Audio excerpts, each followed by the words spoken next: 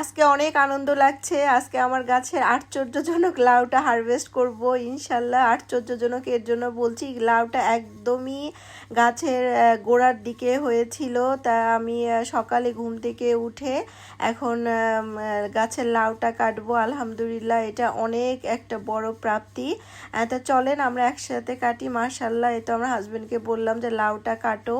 আসলে এই বছরের ওয়েদারটা খুব একটা ভালো যাচ্ছে না। ইউকেতে তো সবসময় ঠান্ডা থাকে, সামার পুরোপুরি পাওয়া যায় না। আর এবছর সামারটা পুরোপুরি পাওয়া গেলেও আর একটা যে বিষয় সমস্যা দেখা দিয়েছে, একদমই বৃষ্টি হচ্ছে না। প্রায় 2 মাস যাবৎ ইউকেতে বৃষ্টি নেই, অনেক জায়গায় তো খরা শুরু হয়ে গিয়েছে।